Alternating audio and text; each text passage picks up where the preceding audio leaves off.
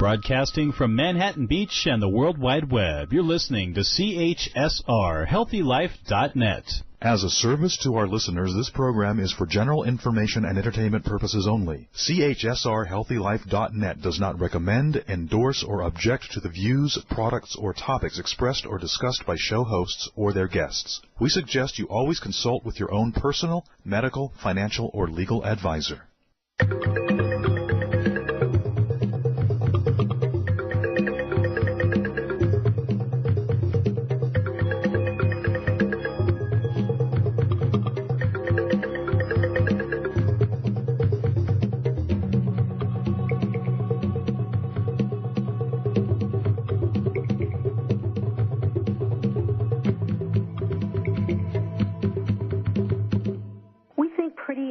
Important in all things in beauty. Welcome. It's RadioAMB, and this is a program that's designed for those who want to live a long and vibrant life. I'm Patty Smucker, your host, and someone who's been in the industry for over 40 years. RadioAMB, which stands for American-Made Beauty, is designed to tell the secrets behind the health and beauty industry and the making of beauty products. Our program sponsor is Free Your Mane. You can go to Free Your Mane, that's spelled M-A-N-E, freeyourmane.com, and put in Radio AMB at checkout and get a 30% discount, or you can find Free Your Mane also at Anthropologie stores. Now, our show today will take a look behind the glass into the world of Togs. For those of you in photography and media, you'll know that glass refers to the camera lens and Togs is short for photographer. My featured guest is a true artist, applying his incredible sense of style and beauty to capturing the perfect shot, and has visually set the standards for how the world views beauty, fashion, and art for decades. I'm excited to pull back this curtain and introduce you to one of the grand masters behind the glass, Robert Lynden of Sole Icon. During our feature segment, you'll hear how his family escaped from Europe when he was a teenager, became a Southern California surfer, and his pathway to becoming one of the most influential brand architects of the beauty industry today. When we segue into our second segment today, we call In the Jar, Robert's going to talk a little bit about what's it all about in terms of capturing that perfect shot, his vision, the art, and the tools that he used. In our segment that we call Beauty That's Soul Deep, we'll look at what kind of work Robert is doing right now that he's really passionate about, and hear about some new concepts that he's going to be introducing with some of his work in spring and fall. And finally, we'll wrap up this show at the end with some of the most memorable celebrity experience that Robert has had and his prediction for beauty, health, and fashion. Our program, again, is sponsored by Free Your Mane. And so let's get started. I want to tell you a little bit more about my guest. Robert Lynden is an Art Center College of Design graduate. For the next 20 years, Robert's talent as a fashion and beauty photographer earned him great respectability, placing him in the limelight of the beauty industry. During this time, he's also been a guest professor at the Art Center, teaching both fashion and photography and film directing. In '94, Robert founded the Sole Icon production to expand upon his already prestigious career. Sole Icon is an alliance of artists with over 2 decades of experience in the beauty industry. They offer a comprehensive range of production services, including producing, directing, multimedia designs, motion graphics, 3D animation, visual effects, post-production, and content writing, and we'll learn a little bit more about that later in the show. Robert has produced and directed promotional videos for the film and television industry, including Fox, Disney, Paramount, as well as for the professional beauty industry. He has collaborated with some of the leading international beauty companies, including Procter & Gamble, Shiseido, L'Oreal, Paul Mitchell, Aveda, and even Schwarzkopf. Welcome, Robert. I'm just delighted to have you with us. Hey, good morning, Patty. Nice to be here. No, great. Robert, I know that you've had an amazing career and you're still crafting much of the vision that people see in beauty. But let's start from the very beginning. It's a fascinating story. You were born outside the United States, and tell us a little bit about how you came to the U.S. Well, I was, my parents owned property, what is now Serbia. It was close to the Hungarian border. Mm-hmm. And my father's side of the family, they were in the wine business. So the communists took over, and under communism, you cannot own the land. You can only own the house on the land. So the whole business was lost, and my mom was a clothes designer, but, just just dabbling in it. And my father, he was an architect. So they decided to move to Milan, Italy, and so we were going back and forth, but mainly I grew up in Milan, Italy, and that's where I learned more about fashion, but not as a designer, but just the appreciation of fashion and beauty. It was just, when you're surrounded by it, you just look at beauty and fashion. Right. Different. And so in Milan at that particular point, you had a lot of exposure to the way textiles came together and the fashion part of it? Well, it was about trends and also how the trends were being developed. So it's like behind-the-scenes stuff, but you can't have better training than that. Right. And also being there, like I had two older brothers, and one of them was designing sets for Federico Fellini, in Rome. So, I went to the set a few times, but I was a little kid, and, I didn't really appreciate it. But now, thinking about it, in fact, I don't remember much about it because I think I was like 4 or 5 years old. Uh-huh. But my brother, he worked for Fellini. Wow, okay. Yeah. So that was definitely early exposure. Yeah. And so, how did you guys? What was the leap in terms of moving from Italy to the United States? The U.S. government. This was at the height of the Vietnam War. They wanted to work with my dad because he was an engineer and an architect, and he was sort of like an inventor of things. And there was a company in the United States that was based in Torrance, and they did a lot of, they were subcontractors to other big contractors, and they were developing stuff for the military. And they wanted something that my dad knew, which, I don't quite understand what it was. But what was interesting is as soon as we landed in New York, I got a green card within 2-3 hours. My dad became a citizen within 2-3 hours. Wow. And he didn't speak a word of English. He didn't speak any English at the point. No. The reason he became a citizen was because in order to work on a government project, you have to be a U.S. citizen. So that was the deal. Right. We came on a boat, and some feds came and they looked for us, pulled us out of the line, took us into a room, and, the whole thing happened there. Wow. And so you're instantly American citizens.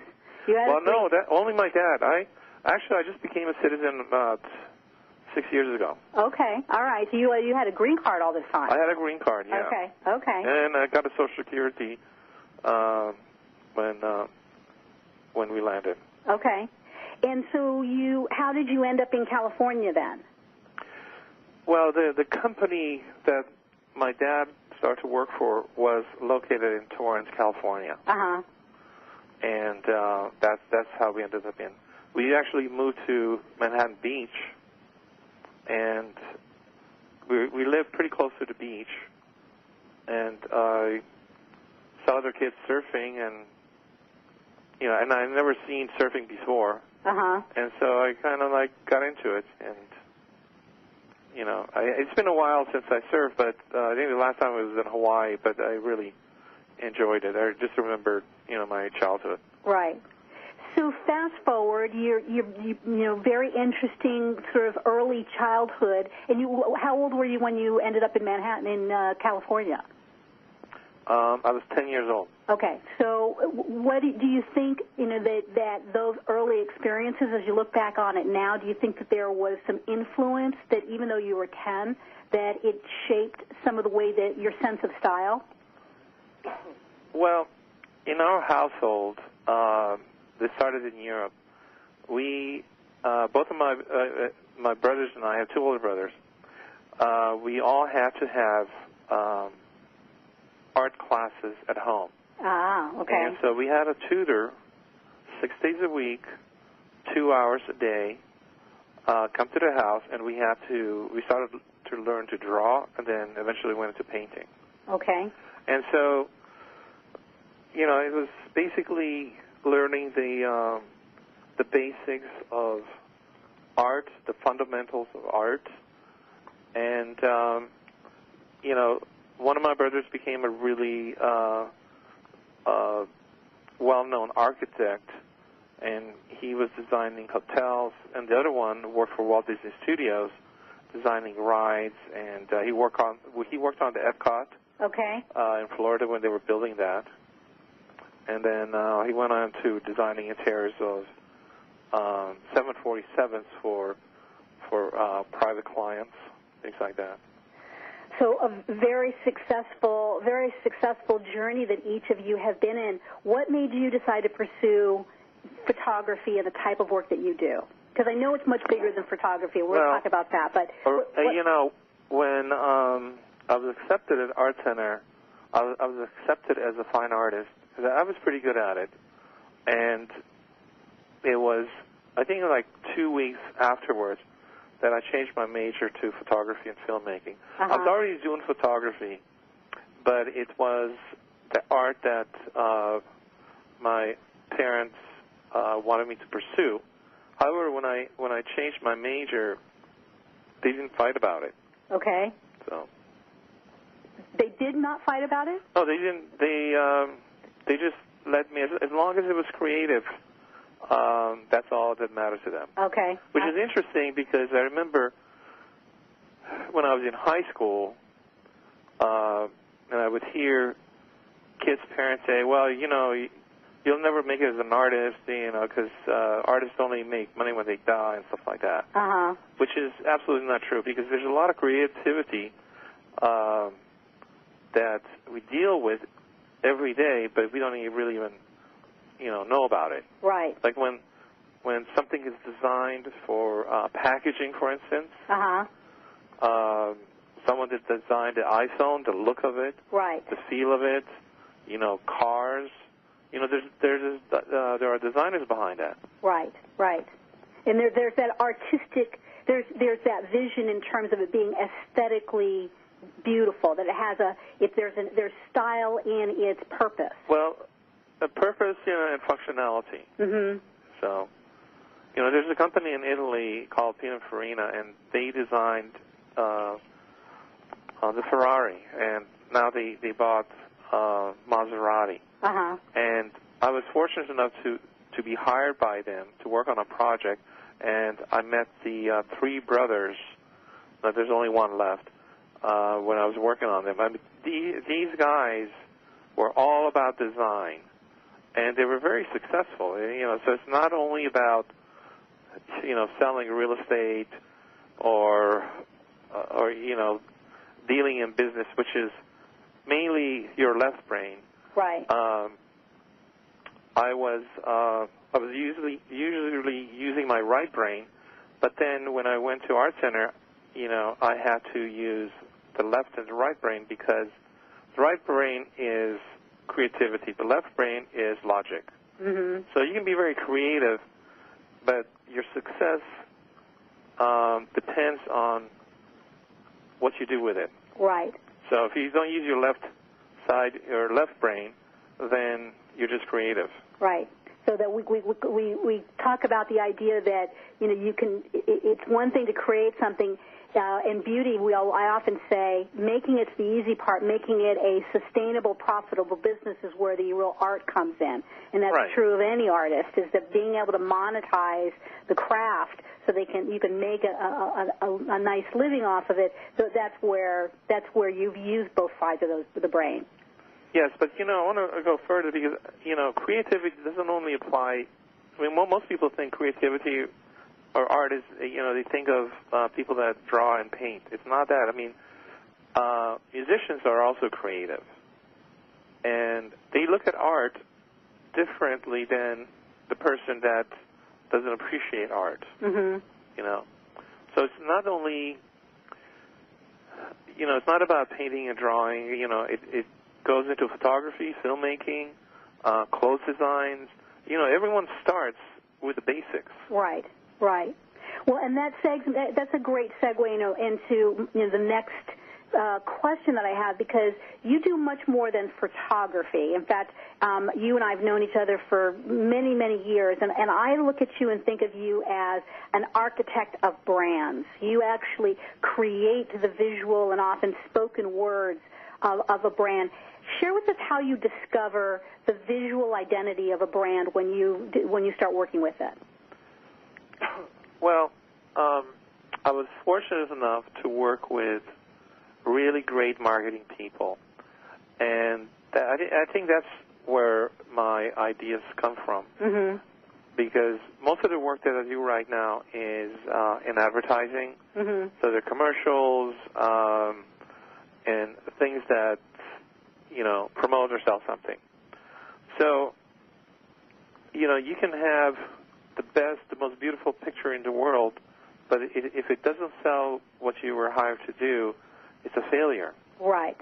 So you need to develop, when I take a project, I develop the image so it will have an effect, or it's supposed to do something, whether it's selling or promoting something. Right. And I learned this from working with a lot of really brilliant marketing people. Mm-hmm. And I also learned from people that were not really good at marketing. So and after a while, you can almost predict that something is not going to work because the way it was developed. If it's out of my hand, I try to be very diplomatic and suggest things. And sometimes it works, and sometimes, that doesn't. But it's very difficult to step on people's feet, and I don't like to do that. Right. But I can pretty much tell if something is going to work or not, because I've been doing it for a long time. Uh-huh. And also the thing is that trends change. So what was in 20 years ago or even 10 years ago, what worked then is not necessarily going to work today. Right. So you have to be aware of current trends, whether it's in music and politics, because actually politics have a lot to do with the way things move. And so talk about that for a second. What is, for example, with this tumultuous environment, I think that's the right word, this chaotic environment that we have right now in politics, how is that affecting the way things are marketed? Well, we're looking at who's going to be the next president, and I decided a week ago that I would not listen to any more news, because every time you turn on the news, it's about the polls. The polls are saying this, the polls are saying that, and so it just really got to me. However, it's really important to know with which direction the country is going to go. Right now, we don't know what's going to happen in November, but the closer we get, we'll have a pretty good idea. Mm-hmm. And no matter who becomes the president, that person's personality will set some trends. Right. Yeah, if that makes sense. Trump, yeah, let's say, and Trump comes across as a bully. If it's Hillary, it's going to be more like Barack Obama. I would guess right mm-hmm. now, but who knows? Right. But there's under Clinton, this country did really well. Right.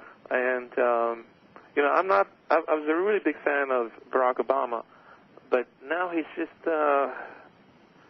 he's I'm kind of waiting for him to finish the term and get going. It's kind of like you're on a vacation, on a long vacation, and then 2 days before you leave, you want to leave earlier. Right. Yeah. No. Absolutely. And it's time. I mean, there are huge lessons that we learn. But you're right, and the idea that, and I hadn't thought about it that way, but certainly the Obamas have created an influence with regards to style and beauty and taking care of ourselves. You know, the Obamas planting, you know, the first garden in the White House, vegetable garden.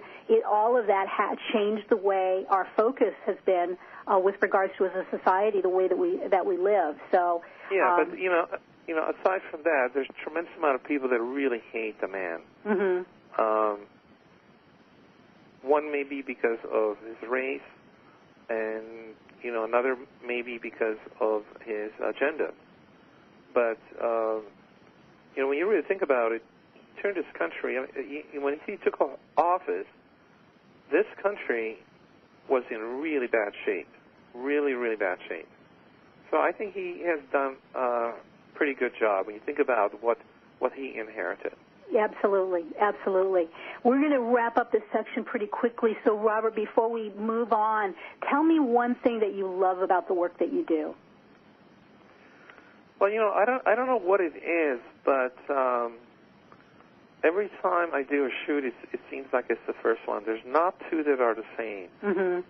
You know, I'm finishing 2 days of shooting today, then I'm starting another one tomorrow for 2 days. And then I'm working on a really huge project with Olivia Newton-John. That's going to be a couple of weeks of working together. So it's always fresh and always It's feels always new. fresh, and you know, it's you have to develop something from nothing, and that's what's really exciting. Uh-huh. And sometimes it's a lot of pressure. Sometimes I remember when I first shot a personality, I actually threw up all night long because I was so nervous. So it is a lot of pressure. It's a lot of pressure. Yeah. You know, my first personality was Betty Davis, and I think I was like 23 years old. Wow. Well, we're going to hear some of those great stories when we come back. You're listening to Radio AMB. Our program sponsor is Free Your Mane. And stay tuned when we come back for our segment we call In the Jar. We're going to go into what it's all about to create that perfect shot. Stay with us.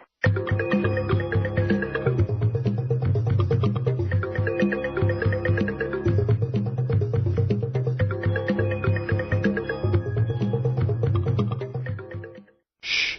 Over here. Here's a secret for a virus-free computer. ESET. They've been a pioneer in the antivirus industry for over 25 years. 25 years of innovative, top-rated antivirus protection. ESET's award-winning security solutions provide a safe online experience for over 100 million home and business computer owners. They are so affordable, fast, and simple to use. So be gone, you blue screen of death. ESET's on my computer. If it's not on yours, visit HealthyLife.net's advertiser page and click on ESET now. Where positive people and radio unite. HealthyLife.net.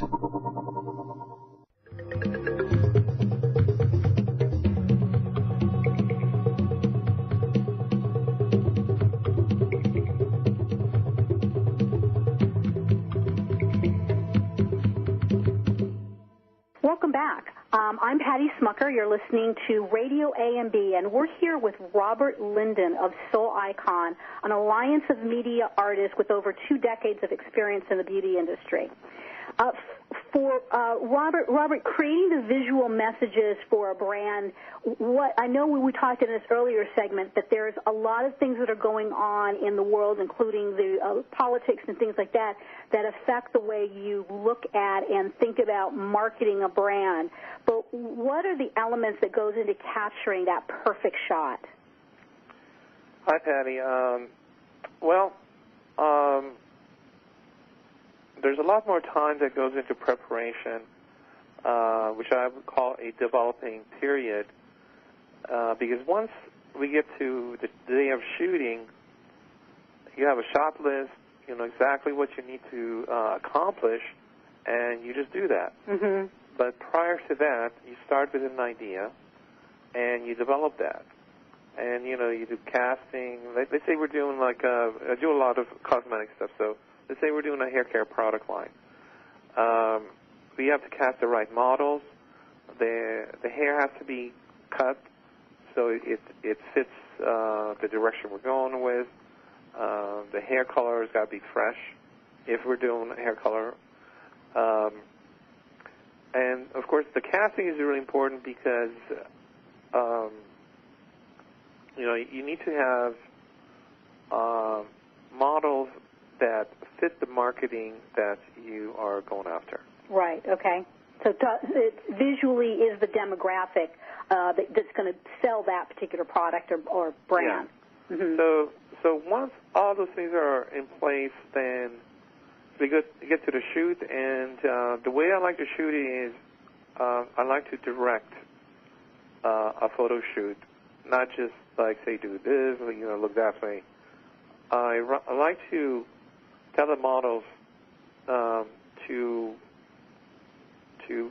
tell them that they are characters rather than I never say like be yourself because I don't even know who they are. I mean, sometimes I may not have even met them, or if I did, it was a short while, so I wouldn't know what they are like. So I never say like be yourself. Right. I tell them to be a certain character, and I explain what that character is, and most people can get into it. Right. So you set the stage for them, and you create a visual within their mind of the look and the feel that you're trying to get. Right, and then of course the environment that you're shooting, whether it's a studio or a location, and then one of the most important things on a shoot is the lighting. Okay. Because whether you're shooting a face, if you're shooting makeup, the lighting's got to be just right. Right. And I learned this early on because now we have Photoshop, so you can retouch anything. But when I started in the 80s, there was no Photoshop. There was film, and the film was the only thing that was printed. Mm-hmm. There's no retouching. The makeup has to be right, the hair has to be right, the lighting has to be right, the color of the film has to be right. And so we would do lighting tests, we would do film color tests to make sure that you get the right saturation, the color. There's a lot of things that we were able to do manipulating the contrast and the density in the film. Now there's Photoshop, and it's pretty easy, and a lot of people are doing it. But what I find is that, they're pretty pictures, but like a lot of photographs, a lot of ads lack concept. Uh-huh. It's just a visual. Right. I mean, you can take a really great shot with an iPhone, and so there's so much material that, that we're just surrounded by a lot of images. And do you think that your early art, because you talked in the first segment about the fact that you started taking art lessons as a young child in Europe, 6 days a week, couple hours a day, and learned drawing and things like that. You also, because you started in the 80s, learning the discipline of the lighting, and you didn't have the option for retouch. Do you think that plays a role in the quality of the shots that you get? Well, those were the basics in anything. I didn't really learn about light. I mean, not the light that you create with a strobe or hot light. I learned composition. I learned how the eye sees things. For instance, if I had my training in Japan, we would read from right to left. Mm-hmm. So my composition would be different. Right. Here we read from left to right, top to bottom. Mm-hmm. So when you design something, you have to keep that in mind, because subconsciously everyone sees things the same way in the Western world. Right. In Asia, it's different. In Asia, they're seeing. Well, they read from right to left. Right. So when you compose something, you would do composition that's different than what you would do in Europe or North America. Right. Australia. So all of those are factors that go into the way that you put things together. Are there other professionals in your field that you follow? Other what? Are there other professional people that do the kind of work that you do that you really follow and admire? You have to have a great team. Mm-hmm. I mean, I know I can do a good shot, but if I don't have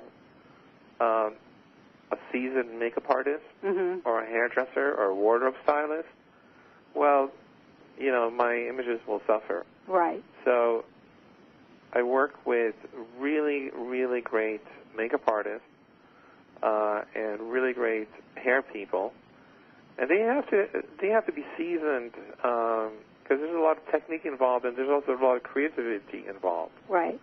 As well. And for those of you, if you missed our show, the latter part of last year, we had Robert's wife, Ginger, and we mentioned Robert in our last show. So go back to our archives for Ginger Boyle from Planet Salon.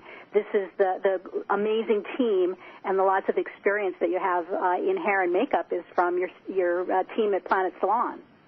Yeah, we have really great training at the salon.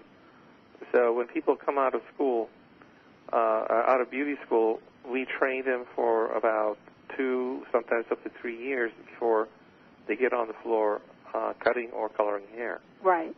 And so there's a lot of discipline involved, and they're training a full day every week, and then throughout the time of assisting, they. And so as we wrap up this section, if there was one thing you could do, if you could choose to do any particular type of your work one morning, what would be the one thing that you would love, that you like to do the most? I would love to try 3D cinematography underwater. In fact, we are working on something like that right now. Cool. So when we come back, we're going to talk about that. Thanks. You're listening to Radio AMB. We're here with Robert Lynden. Our program sponsor is Free Your Mane, so you can go to their website at freeyourmane, spelled MANE.com, and you can also find them in Anthropologie stores. When we return, we'll turn our focus on some exciting projects, including this 3D Robert will tell us a little bit more about. So don't go away. We'll be right back.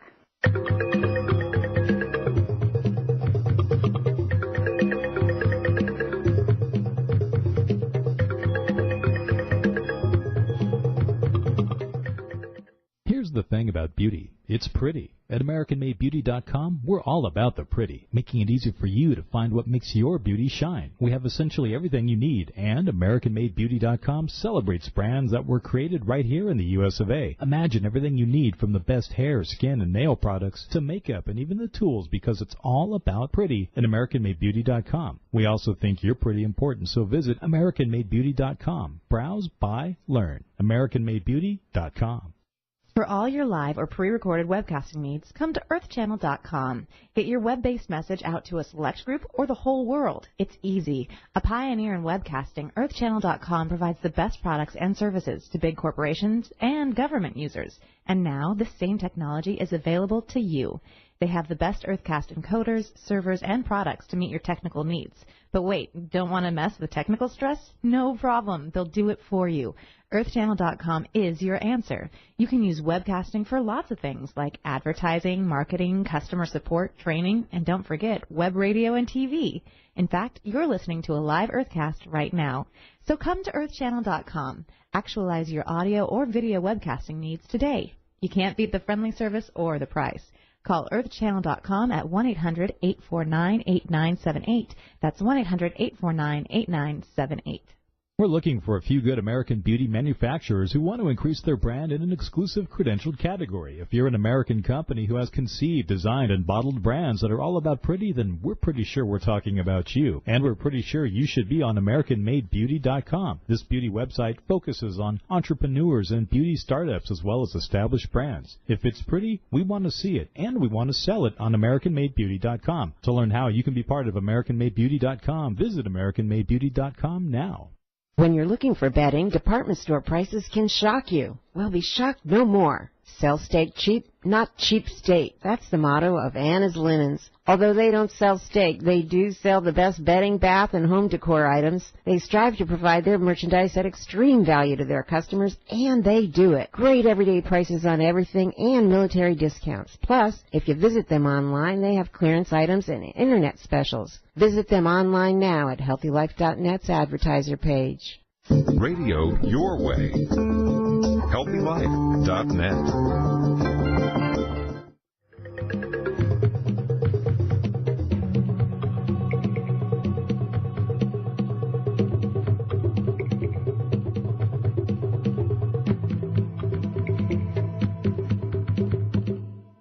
Welcome back. You're listening to RadioAMB on HealthyLife.net. I'm Patty Smucker, your host, and we're here with Robert Lynden of Sole Icon, which is an alliance of media artists with over 2 decades of experience in the beauty industry.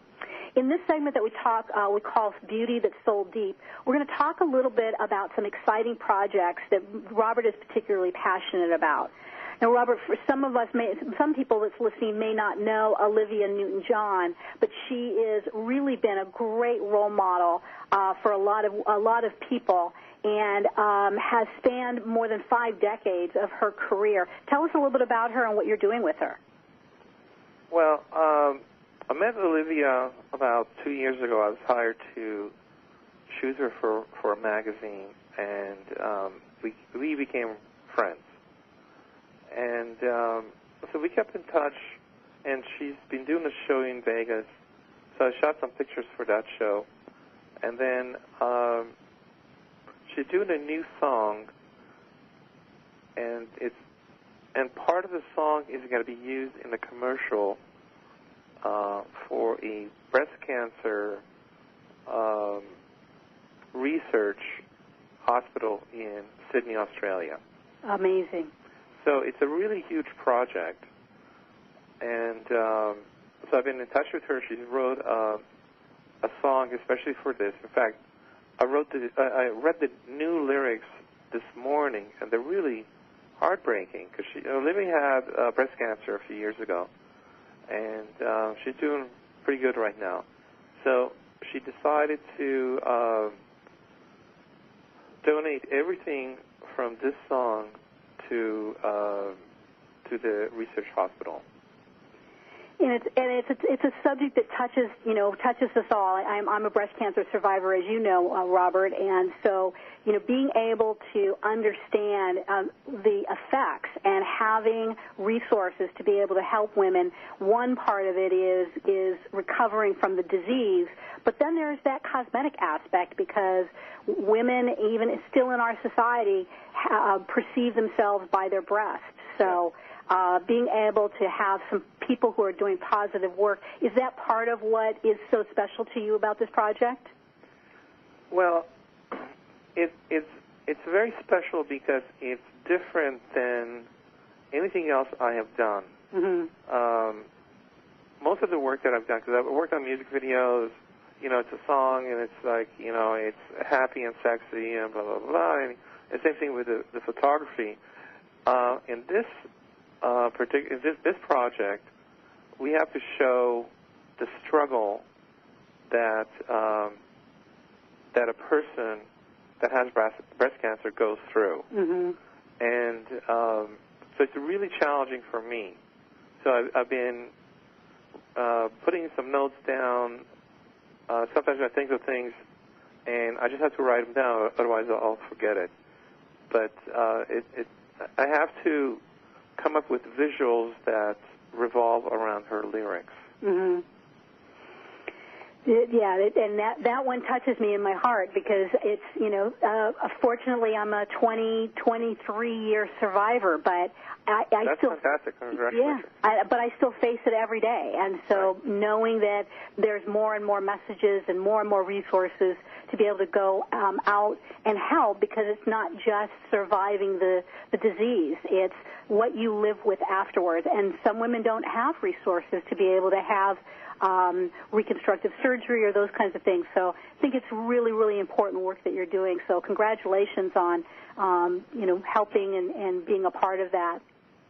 When you think about, you have a lot of various different projects that you're working on. You had also mentioned in the previous section that you're 3D underwater photography. Can you tell us a little bit about that? Yeah.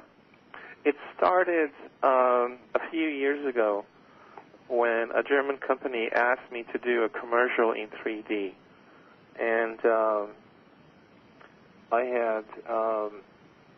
I've never done anything 3D. Mm-hmm. So I asked a friend of mine that had finished shooting Spider-Man in 3D. He was a cinematographer. Right. And so he sort of told me, oh, there's nothing to it, it's like, this is how you do it, blah, blah, blah. And so it actually was pretty simple once, I learned how to do it. But this camera is a huge camera because you have to put two cameras together. The best way to do it is to shoot it with two cameras. Uh-huh. A lot of people do it with one camera and then do the 3D, but the effect is not as good. Mm-hmm. So we shot it with two cameras right next to each other, and it came out brilliant. And then I was hired to shoot the secret project, which was virtual reality, and we couldn't take a cell phone in.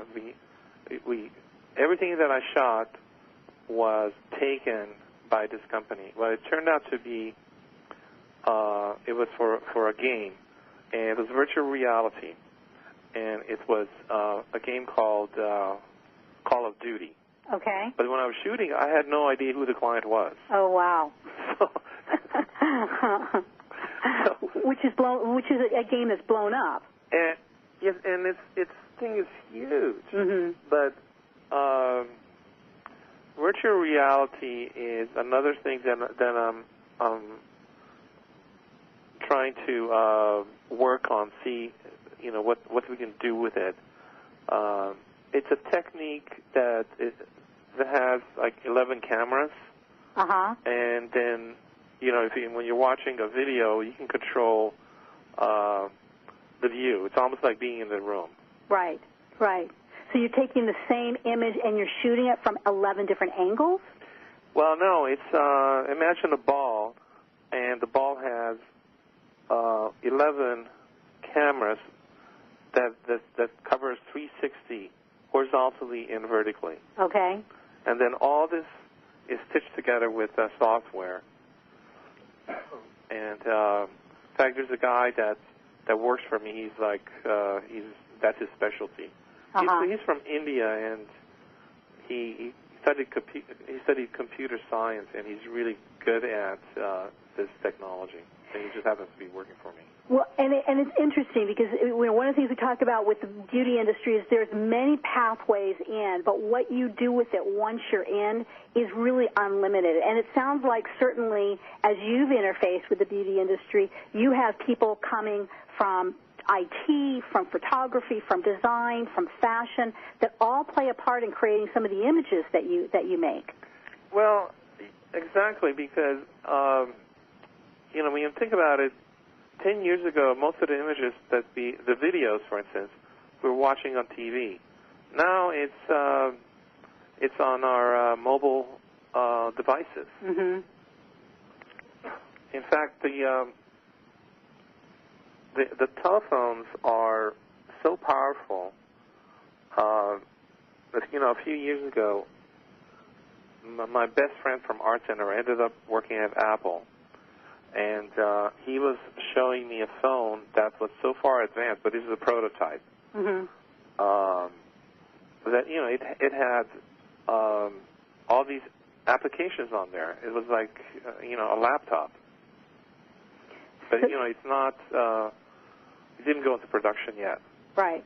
So in your world, you're really seeing things 3, 6, 12, even 18 months out before we're going to really see those things on the street, it sounds like. Mm-hmm. Well, in the early 80s, the same guy, we graduated from Art Center. He ended up working for Apple.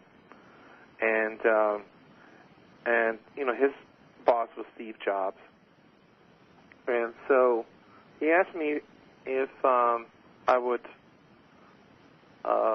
test some software that they were working on. And this was like a special effects software. And I was actually talking to Steve Jobs. I had no idea who he was. Yeah, it's amazing the circles that we... And you know, from that, I did work for the X-Files. Uh-huh. And, you know, not the recent show, but, you know, when they were really big in the 80s. I mean, 90s, early 90s. All right, well, we're going to take our last break, and when we come back, we're going to talk about some of those memorable moments with celebrities that, Robert, you've had, and if we have some time, we'll talk about some of your trend predictions. Stay tuned. You're listening to Radio AMB. Don't go away.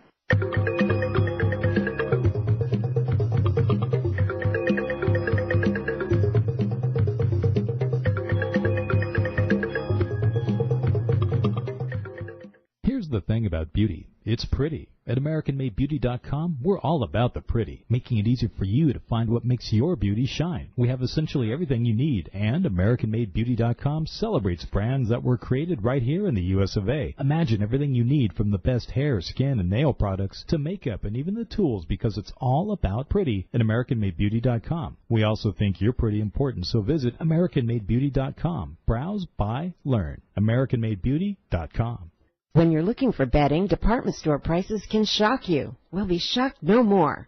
Sell steak cheap, not cheap steak. That's the motto of Anna's Linens. Although they don't sell steak, they do sell the best bedding, bath, and home decor items. They strive to provide their merchandise at extreme value to their customers, and they do it. Great everyday prices on everything and military discounts. Plus, if you visit them online, they have clearance items and internet specials. Visit them online now at HealthyLife.net's advertiser page. We're looking for a few good American beauty manufacturers who want to increase their brand in an exclusive credentialed category. If you're an American company who has conceived, designed, and bottled brands that are all about pretty, then we're pretty sure we're talking about you. And we're pretty sure you should be on AmericanMadeBeauty.com. This beauty website focuses on entrepreneurs and beauty startups as well as established brands. If it's pretty, we want to see it, and we want to sell it on AmericanMadeBeauty.com. To learn how you can be part of AmericanMadeBeauty.com, visit AmericanMadeBeauty.com now.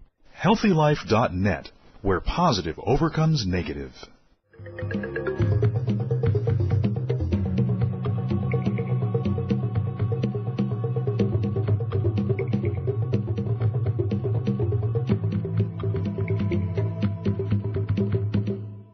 Well, welcome back. As we wrap up with our last segment we call Beauty Biz, you're listening to Radio AMB, where we share the secrets behind the beauty industry.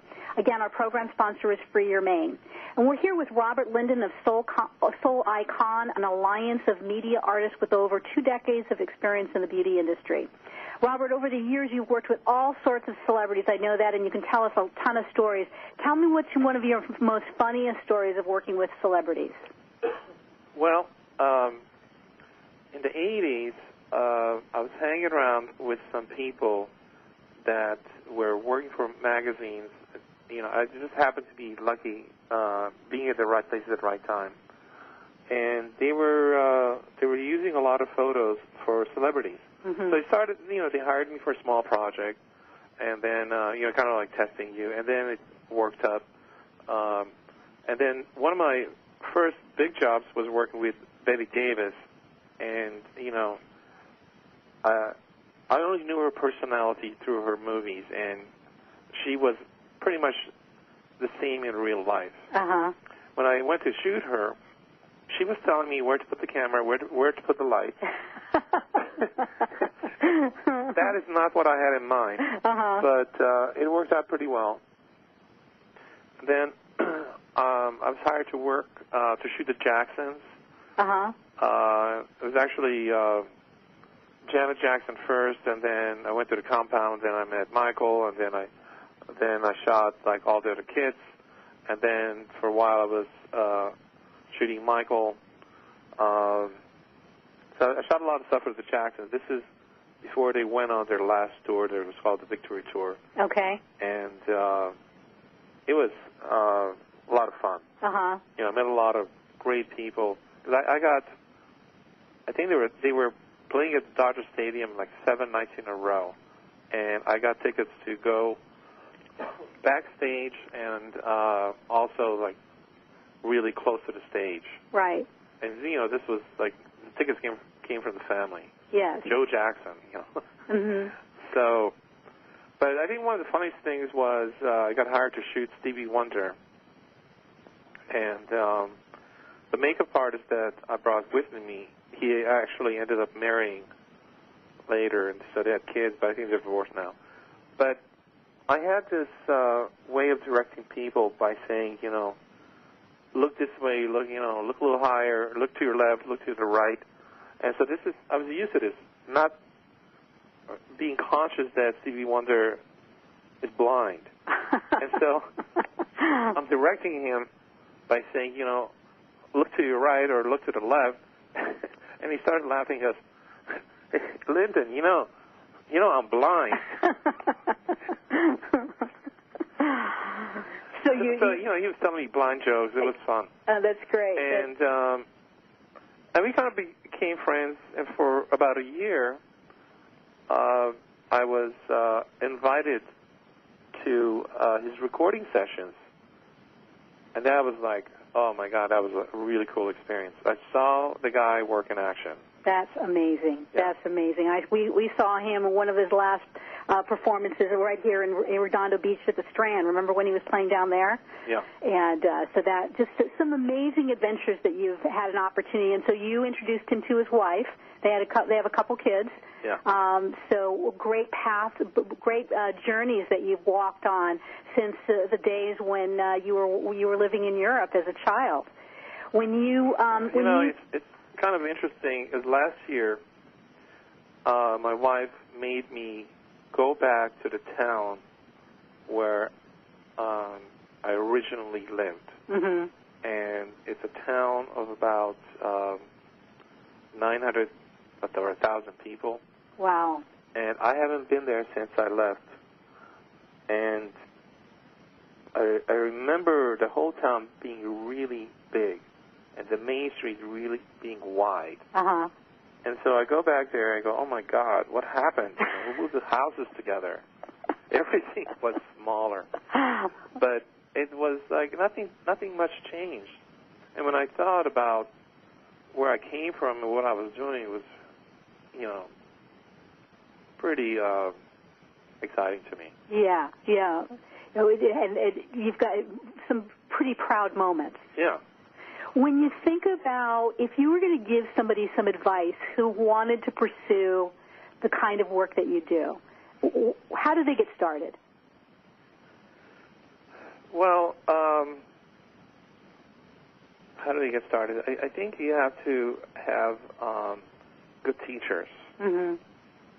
I only assist. I went to Art Center, but there was one guy that I learned a lot from, who was a photographer. His name was Helmut Newton, and he was the only one that I ever assisted. I learned a lot from him. I learned how to direct from him, as well as from school. But he actually worked with someone. He sort of became a mentor of me because I used to call him when I had problems in the beginning, and he just like, oh, don't worry about it. You'll figure it out. And it's true. You do figure things out. So challenges are no big deal to me. Right. But that's a great point, is that it's partly where you go to school, but it's also and this has been a common theme through all of the masters like yourself that we've talked to over this last year since we've been doing this program, is surround yourself with great mentors. Yeah. And be willing to listen. Yeah, it's really important to listen to people that are better than you. Mm-hmm. Because you learn a lot from them. And you mentioned something earlier, too, that you also, that one of the things that inspires you and gives you fuel for your creations is great marketing people, but you learned as much from people who were great marketing people and did it right, as well as those who made mistakes. Tell us a little bit about that. Yeah, I think you learn from both sides. You learn what works because you see that, and you also learn what doesn't work. So For instance, my brothers are older than me, so I learned a lot from their mistakes. Mm-hmm. I never really repeated them. Right. So that was the advantage that I had. So my success was a little bit quicker than theirs. Mm-hmm. I think because of that. But, it's really important that you surround yourself with people that you want to learn from. Right. And then you take the time to ask questions and absorb. Yeah, ask questions, and do whatever needs to be done. Right. I interviewed with Richard Avedon. It was like early 80s. And Irving Penn. These are great photographers from the 60s. And I was like 23, 22, something like that. And Irving Penn said to me, "You are as good as your last job." Mm. Now, for a 22-year-old kid, that meant nothing. Right. But now, it's everything. Mm-hmm. Because I know what it takes to create something and also earn a living. And keep things fresh? Yeah. Yeah, absolutely. Absolutely. Yeah, now, when you do it a lot, it just becomes automatic. You don't even think about it. It's just, things just happen. Mm-hmm. But I love the fact that you said, even today, after doing this for many decades, every photography shoot you go on is fresh. Yeah. It's like it's the first time. And I don't know how to explain that, but and why I'm excited. I can't explain that. A lot of people have asked me that. Why does it turn you on? But it does. Mm-hmm. I don't know why. I guess I love what I do. Absolutely. And I feel lucky to get paid for what I love to do. Right. Well, and your work certainly shows it. If somebody wanted to connect with you, what's the best way for them to try and reach you? They can go on the website, which is soleicon.com. It's SOLEICON, and there's contact information there. Okay, terrific. Well, Robert, thank you for being here, and I look forward to the next project we'll get an opportunity to work on.